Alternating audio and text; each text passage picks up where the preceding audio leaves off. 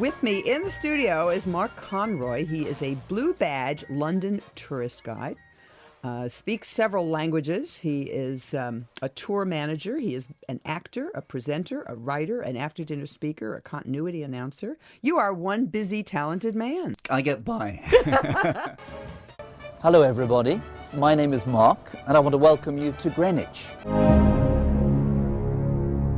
Fantastic view of the guards and the guard change as they leave Buckingham Palace and head down to St James's Palace in their red tunics and their Canadian bearskin hats.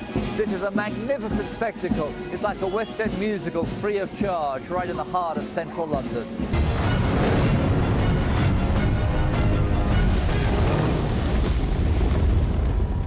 There's a strange feeling when you visit. You know, there's definitely energy and power, and it's such an amazing thing to think these people built this.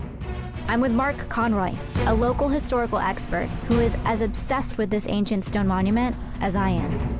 I want to know why they put it there. I want to get to a truth, if a truth exists. The area, Notting Hill, was an area of immigration in the 1950s when the Caribbean community arrived in London for the first time. At that time they decided to set up a festival, a carnival, for entertainment.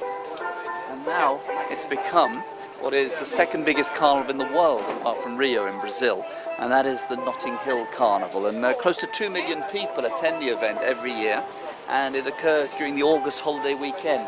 And there's music and dancing, floats, a big parade, and it goes on non-stop for 24 hours. And then everyone has to sleep for 2 months afterwards, they're so exhausted. Guys, you enjoying the atmosphere here tonight? Yeah, it's been fantastic. Have you been to a match at Wembley before? Yes, England versus Brazil. Wow, that's fantastic. Isn't it amazing, the atmosphere just amazing tonight? Yeah, Absolutely. Yeah, and the sunshine as well. Do you have a favourite team? Dortmund. Dortmund for you? The same. Same. Can you predict the score? What do you think it's going to be? This cheese here is named after the town where I was born, which was an old Roman town, which is about 30 kilometres from London. And it's called Verulamium, and you can see that just here. It reminds me of my childhood, and I'm sure it's going to be fantastic. It is. La plus grande cloche qui sonne toutes les heures s'appelle Big Ben. Voilà, écoutez bien. Mark Conroy est guide à Londres depuis de nombreuses années. En ce moment, il ne chôme pas. Je travaille plus que normal, j'ai plus de groupes que normal et plus de demandes que normal. Donc les Jeux Olympiques n'ont pas fait peur aux touristes? Non, pas du tout. À mon avis, non. If you want to stay at the Goring Hotel this evening in the Royal Suite, that'll set you back at least £5,000. If you'd come here in 1910 when it first opened, one of the big attractions was the fact that every room had central heating and an ensuite bathroom, something we sort of take for granted today. Unfortunately, couldn't get a reservation this evening, they're fully booked. My world begins here because 3 generations ago, my family set up a haberdashery stall right here and lived above the shop. It's so good to be back here today to see the many different worlds and the great diversity of people living and working in Church Street today. Please tell us your name. My name is Saya. And Saya, where are you from originally? Algeria. Everybody from everywhere at this market. It is, and that's the brilliant thing about it. It seems to be a community here. Do you mix with the other market traders? Oh, yeah, we do. Yeah, of course. Yeah. Obviously, we share ideas and plans, and we help each other. Showtime original series, The Tudors. Showtime caught up with a Tudors expert for a tour of some of Henry's favorite sites. People have this impression that Henry VIII was a big, fat, old, grumpy man. And he was. But long before that, he was a young, fit, virile, athletic, energetic Renaissance man. He loved music, he loved art, he loved sport. Nous sommes dans la chœur de Whitechapel. En 1888, entre août et novembre, 5 femmes étaient tuées par Jacques l'Éventreur. Annie Chapman, une petite victime, une prostituée. Elle était tuée avec la gorge coupée, l'abdomen ouvert et les entrailles, les organes sortis du corps et mises au-dessus des épaules. Welcome to Mark Conroy's virtual Beatles tour. Knew I was coming, the gates were open. This is it, the world famous Abbey Road studio. Photographer Ian Macmillan had just 15 minutes to shoot all 4 Beatles on this pedestrian crossing. The result was the most famous album cover in the world. In 1969, they decided on a cold winter's day to go and perform up on the roof. A performance of Let It Be. It stopped the traffic and people complained, so the police were called. Now, the Savile Row police station is only a few minutes' walk from here, but it took those policemen 42 minutes to arrive.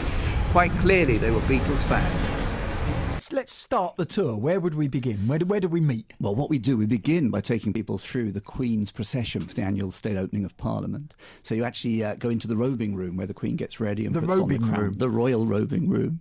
And that's putting on the cloak, the ermine and the imperial state crown. I don't get to wear any of that, though, do I? You can't borrow that. Oh, shut. You'd look good in it. Originally, there would have been a débutante's coming out ball at Buckingham Palace, but that developed into what we know today as the garden party. And there are 3 official garden parties in the garden of Buckingham Palace every summer in the month of July.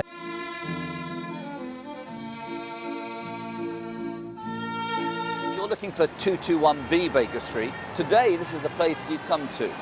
And this is a former lodging house which existed in the 19th century. This is where Dr. Watson came to visit the Long Bar. And here at the Long Bar he bumped into Stamford, a gentleman who'd been a dresser under him at St. Bart's. And reluctantly, Stamford eventually, during their conversation, agreed to introduce Dr. Watson to Sherlock Holmes as a potential flat share. C'est beaucoup plus agréable d'aller au travail le matin au vélo, le long du canal, que de rouler en métro, en bus ou en voiture. Et il est devenu moins à la mode de voyager par l'eau. Tous les gens veulent voyager à bord les trains ou les autres façons. Officially, there are at least 6 black ravens inside the Tower of London, because without those 6, the tower could well collapse, along with the British Empire and the royal family. Esther Ransom, Ron Atkinson and Marcus Brigstock have one thing in common. They all want to learn French. The BBC brings language learning to life with the help of broadband technology. A new French language campaign across television, radio and online kicks off with the BBC 2 series, Excuse My French. Kensington Palace was built on the site of a Jacobean house in the early 17th century, and the current building was remodelled by Sir Christopher Wren with the help of Nicholas Hawksmoor. This was the home to Princess Diana, who lived here until her death in 1997. And it's fitting that we finish our tour here on the River Thames. I really do hope you've enjoyed this tour of Royal London.